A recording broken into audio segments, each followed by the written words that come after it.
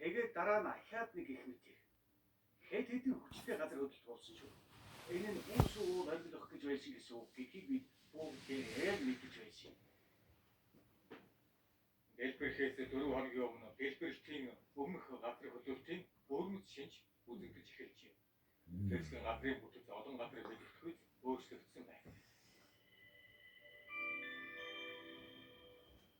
Энэ замыг хардаа. Энэ анх тэгшхэн байсан ч одоо хэд хэдэн шат бас эвдэрсэн байна. Галтуудын дэлбэрэлт ойртоход тэр талын зам өргөгдсөн байна. Эдгээр шатыг хараач.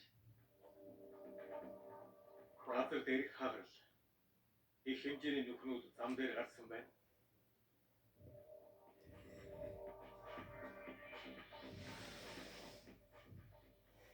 Дэлбэрэлт болохоос нэг өдрийн өмнө үүсээ уул 100 гаруй метрийн урттай энэ том талбайг бүхэлд нь өргөжээ.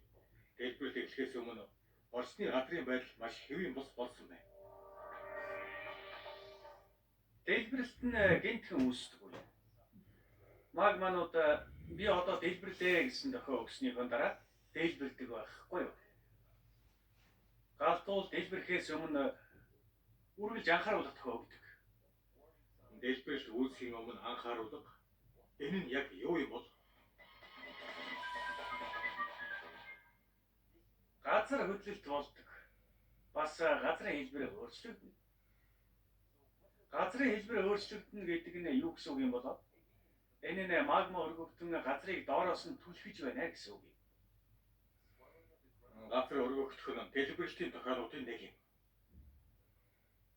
Энд газрын хэлбэрийн гажил хэрхэн явагддгийг харуулсан туршилт хийх гэж байна.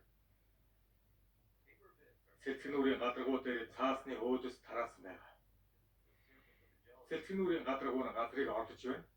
Доод талд нь магма агуулсан таслахад төлөөлөх устай бөмбөлөг байна. Гадаргуу яаж хөдөлж байгааг хараарай.